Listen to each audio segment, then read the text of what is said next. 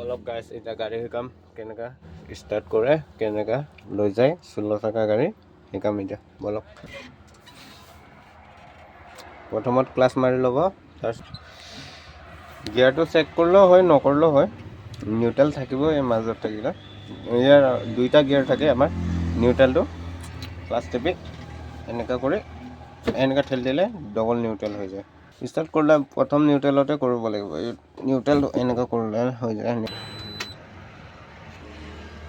তাৰপিছত ignition on কৰিব তাৰপিছত ষ্টাৰ্ট কৰিব গ'লে 16 চকাৰ এই লাইট বটনটো টিপিব লাগিব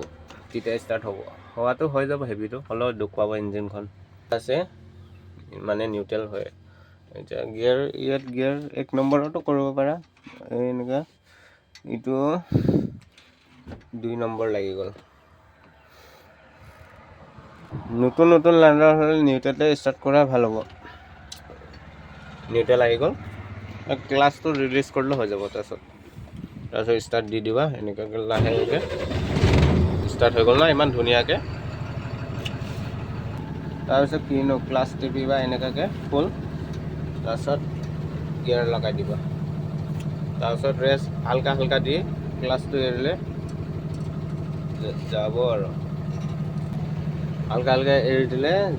যাব ষ্টাৰ্ট হ'ব আৰু সাইড ভিউজ